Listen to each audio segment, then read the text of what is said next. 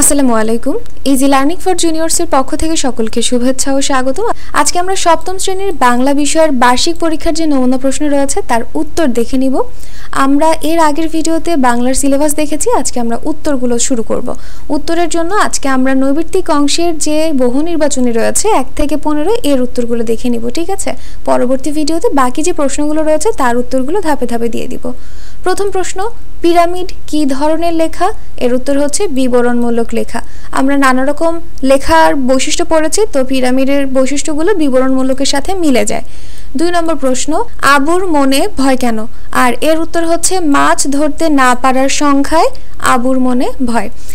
3 নম্বরে আমরা দেখতে পাচ্ছি এখানে একটা লিফলেট রয়েছে, যেখানে কিনা একটা দোকানে কি কি পাওয়া যায় তার একটা ব্যাখ্যা দেওয়া রয়েছে। হ্যাঁ, তাহলে এই উপরের লেখাটি চারপাশের কোন বিষয়ের সাথে মিল রয়েছে? অবশ্যই লিফলেট নানা রকম দোকানের পণ্যের প্রচারণা চালানোর জন্য বা কোচিং সেন্টারের প্রচারণা চালানোর জন্য কিন্তু এরকম লিফলেট ব্যবহার করে, বা নানা রকম ফার্নিচার দোকানের জিনিসপত্র সব কিছু। হ্যাঁ, 4 নম্বর প্রশ্ন হচ্ছে কোনটি ক্রিয়াবাচক শব্দ? আর এর উত্তর হচ্ছে করেছি। ক্রিয়া মানেই তো কোনো কিছু করা, তাই না? সো ক্রিয়াবাচক শব্দ হচ্ছে করেছি। নিচের কবিতাংশটি পড়ে পরবর্তী প্রশ্ন দুটির উত্তর দাও। একটা কবিতার কিছু অংশ দেয়া রয়েছে যে মেঘনা নদী দেব পারি কল অলা এক নায়ে, আবার আমি যাব আমার পাড়াতলি গায়ে। আর এটার উপর ভিত্তি করে প্রশ্ন রয়েছে উপরের কবিতাংশের ভাবটি নিচের কোন কবিতার ভাবের সাথে সাদৃশ্যপূর্ণ? অর্থাৎ এই কবিতার মূল ভাবের সাথে এইখানকার কোন কবিতার মূল ভাবটা মিলছে এটা তোমাকে বের করতে হবে। তো এইখানে তোমাদের বইয়ের যে মাঝি কবিতা রয়েছে এর সাথে এই কবিতাটার মিল রয়েছে।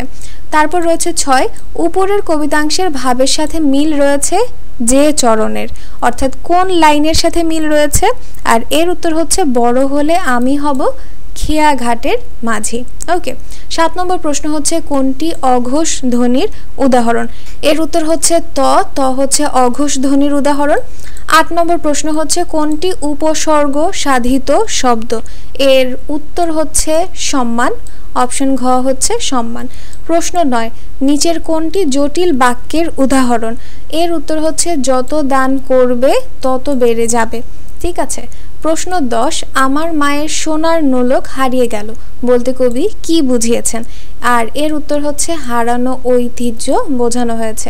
প্রশ্ন 11, প্রাচীন বাঙালির কোন দিকে বেশ ঝোঁক ছিল? আর এর উত্তর হচ্ছে সাজসজ্জার দিকে বাঙালিদের অনেক ঝোঁক ছিল। প্রশ্ন 12, অজানা অচেনা লোকের উপহার সাধারণত আমরা গ্রহণ করি না। এই বাক্যে কয়টি উপসর্গ রয়েছে? এই বাক্যে 3টি উপসর্গ রয়েছে। কি কি রয়েছে? অজানা, অজানার মধ্যে কি রয়েছে? অ। অচেনা, এখানে কি রয়েছে? অ। আর উপহারের উপ, এইটা হচ্ছে 3টা উপসর্গ আমরা দেখতে পেলাম। প্রশ্ন 13, নিচের কোনটি তথ্যের উদাহরণ? আর 13 নম্বরের উত্তর হচ্ছে ঘ, ভাত বাঙালির বহুকালের প্রিয় খাদ্য।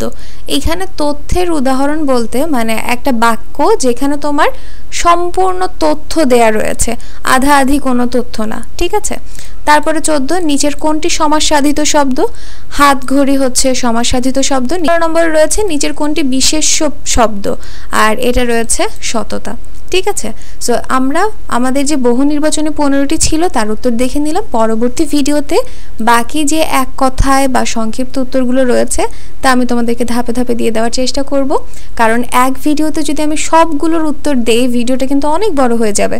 সো আমি ধাপে ধাপে দেওয়ার চেষ্টা করব, তো তোমরা একটু কষ্ট করে প্রশ্নের উত্তরগুলো খুঁজে নিও। সো আজকের ভিডিওটি এই পর্যন্তই। ভিডিও যদি তোমাদের কাছে ভালো লেগে থাকে তাহলে অবশ্যই সাবস্ক্রাইব করে দিবে এবং পাশে থাকা বেল আইকন বাটনটি প্রেস করে দিবে। তো আজকে এই পর্যন্তই। আল্লাহ হাফেজ।